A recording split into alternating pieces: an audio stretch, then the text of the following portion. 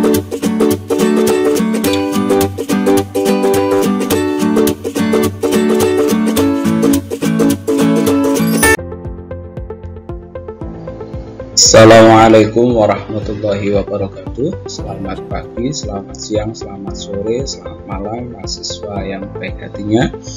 Alhamdulillah bisa berjumpa lagi dengan saya Muhammad Fawian. Kali ini saya akan menyampaikan materi teori dan praktik pengembangan media visual untuk pembelajaran, dan saya khususkan untuk poster. Mudah-mudahan teman-teman dalam keadaan sehat walafiat, dan mari kita awali dengan membaca basmalah bersama-sama. Bismillahirrahmanirrahim. Secara umum, untuk indikator pembelajaran hari ini diharapkan Anda semuanya bisa mengembangkan media visual untuk pembelajaran, khususnya poster. Secara khusus Anda bisa menjelaskan pengertian media visual, fungsi media visual, kriteria pemilihan media visual, kelebihan dan kelemahan media visual, serta menjelaskan langkah pengembangan media visual.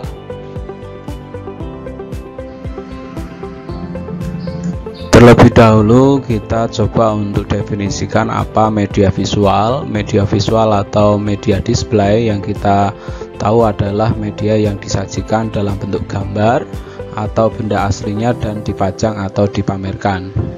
Jadi pada dasarnya media display atau media visual itu disajikan tanpa memerlukan bantuan alat proyektor. Media visual ini juga dapat digunakan secara langsung ketika terjadi interaksi belajar antara siswa dengan guru maupun antar siswa. Selanjutnya, fungsi media visual. Yang pertama, fungsi media visual adalah untuk meningkatkan motivasi belajar. Contohnya, guru dapat menempelkan poster-poster perkalian dan pembagian di dinding untuk memotivasi anak belajar tentang perkalian dan pembagian. Contoh yang lain, seumpamanya guru memanfaatkan poster tentang proses terjadinya hujan yang dapat digunakan ketika musim hujan tiba ya, di bulan Desember ini. Anda dapat meminta siswa atau guru dapat meminta siswa memperhatikan proses terjadinya hujan secara langsung, dan kemudian bisa Anda ceritakan dengan bantuan poster tersebut. Juga Anda bisa gunakan poster-poster seperti poster pahlawan atau tokoh-tokoh terkenal yang dapat Anda gunakan atau Anda pajang untuk mendorong siswa agar mereka bisa belajar dan bekerja giat sehingga mereka bisa sukses seperti tokoh-tokoh tersebut. Nah, itu fungsinya untuk meningkatkan motivasi belajar. Yang kedua, fungsi media visual adalah melaksanakan pembelajaran sesuai konteks. Artinya, dengan menggunakan media visual, sebetulnya kita mengajak siswa untuk melihat atau mempelajari konsep tertentu berdasarkan visual yang ada, baik benda atau peristiwa sesungguhnya yang terjadi di lingkungan kita. Itu adalah bagian dari upaya untuk mendekatkan siswa dengan kenyataan sehari-hari, seperti mengajarkan siswa untuk cinta kebersihan dengan menyampaikan poster ya dengan tema "Aku Cinta Lingkungan", cinta kebersihan, membiasakan buang sampah pada tempatnya, menanam pohon dan lain-lain. Kalau kebiasaan itu dibiasakan pada mereka, insya Allah juga itu menjadi fungsi media visual yang diharapkan bisa menjadi konteks dalam kehidupan sehari-harinya. Fungsi ketiga dari media visual adalah untuk menanamkan kebiasaan-kebiasaan tertentu. Artinya Anda dapat menggunakan poster ya, seperti penggunaan poster siklus air untuk membiasakan diri pada peserta didik agar hidup bersih dan bijak dalam menggunakan air bersih. Itu sebagai contoh saja. Yang terakhir, selain fungsi media visual di atas, ada fungsi dekorasi kelas. Ini jelas bahwa poster, gambar dan lain-lain ya, itu juga sebuah dekorasi kelas. Poster atau kaligrafi atau sebuah makalah ya tentang kebaikan dalam bahasa Arab. Apabila kita letakkan di dinding kelas, tentu dapat berfungsi baik ya sebagai penghias sekaligus juga pengingat untuk anak-anak ya, untuk siswa, untuk mengingat kosakata bahasa Arab sekaligus pesan kebaikan yang ada di dalamnya.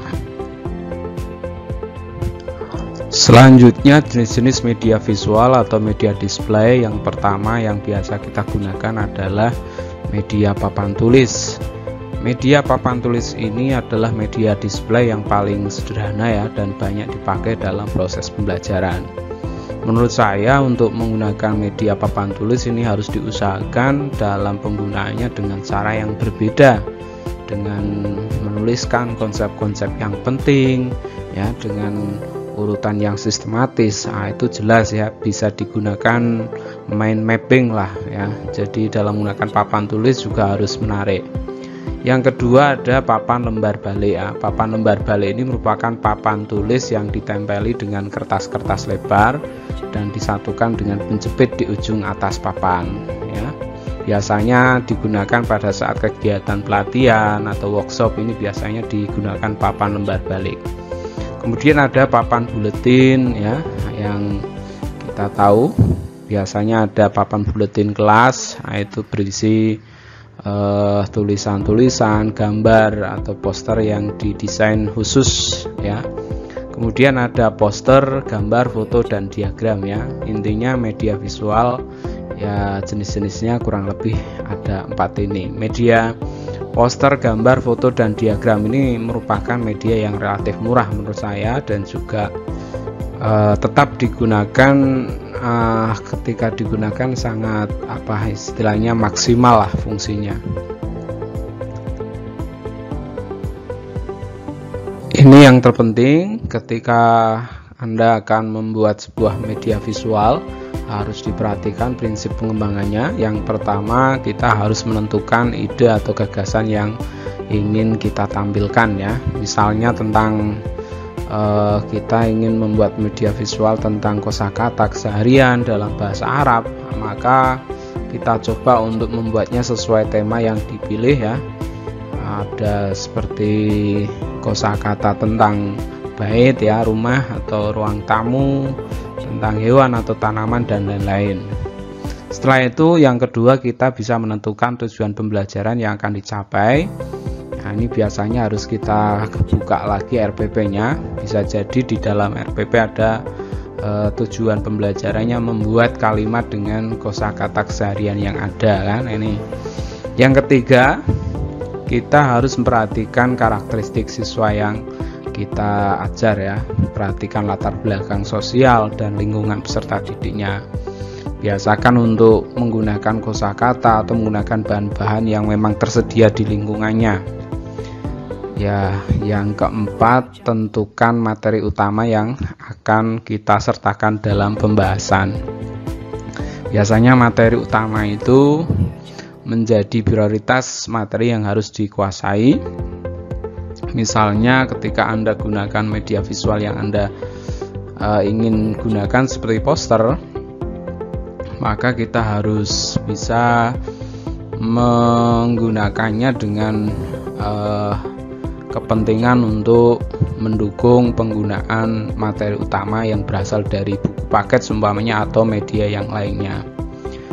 Yang kemudian yang kelima, kita harus menentukan jenis media visual atau media display yang dipilih ya. Jadi kalau tadi materi utamanya itu berada di mana, di buku paketkah atau media yang lain yang akan kita gunakan, yang selanjutnya kita harus menentukan jenis media visual atau media display yang kita pilih ya, yang kita gunakan untuk mendukung dari tujuan utama dari pemberian materi yang ingin disampaikan.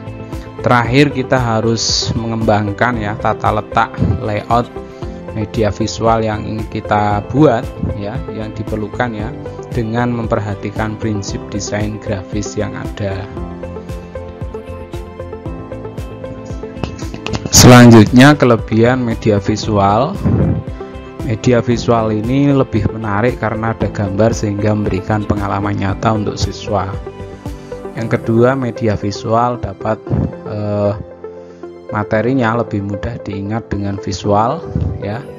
Adanya peta konsep, mind mapping, dan singkatan yang ada dalam penggunaan media visual tersebut. Yang ketiga, media visual dapat memperlancar pemahaman dan memperkuat ingatan siswa. keempat, media visual dapat menumbuhkan minat siswa dan juga dapat menghubungkan antara isi materi dengan dunia yang nyata. Adapun kekurangan media visual, yang pertama akan terjadi kesulitan jika siswa mengalami masalah pada indera penglihatannya. Siswa tidak akan memahami gambar jika gambar tidak jelas atau tidak sama dengan bentuk nyatanya. Dan yang ketiga, tidak dapat melayani siswa dengan gaya belajar yang auditif dan kinestetis ya. Terakhir, untuk media visual itu membutuhkan waktu yang lama dalam pembuatannya, juga dibutuhkan keterampilan khusus untuk menyajikan gambar sesuai wujudnya. Sebagaimana tadi bahwa dalam prinsip pengembangan media visual ya, kita harus memperhatikan layout atau prinsip desain grafis, maka saya perlu sampaikan juga terkait dengan prinsip desain grafis. Yang pertama, ada prinsip kesederhanaan.